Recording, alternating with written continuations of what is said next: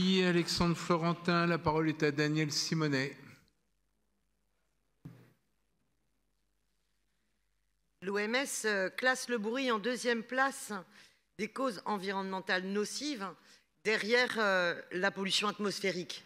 C'est dire l'importance colossale de la question du bruit en matière de santé environnementale, et je rajouterais de santé environnementale et de santé mentale. Donc la lutte contre le bruit, et notamment le bruit en ville causé par les deux roues, est un enjeu pour nous très important.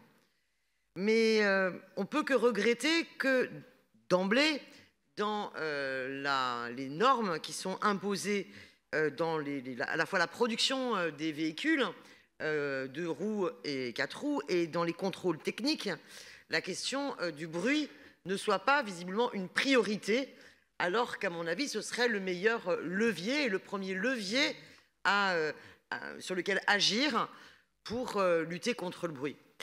Dès lors, en attendant, oui, la captation pour verbaliser les contrevenants au bruit est un bon outil. Je pense par ailleurs qu'il faut vraiment développer la mesure dans les différents quartiers du bruit pour aider aussi à objectiver la réalité du bruit qui se différencie selon les trafics d'un quartier à un autre.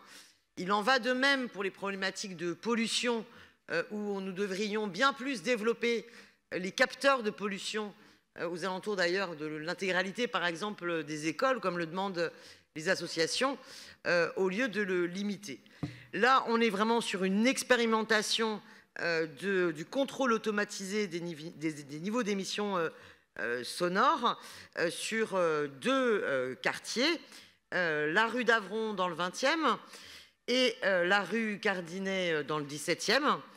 Donc il faudra ensuite en faire le bilan, mais je trouve qu'on pourrait aussi accompagner cette démarche-là de bien plus de captation du bruit par quartier pour faciliter aussi le fait que les conseils de quartier puissent se saisir de l'ensemble de ces problématiques de bruit avec des mesures objectives et publiques. Voilà, je vous remercie. Merci Daniel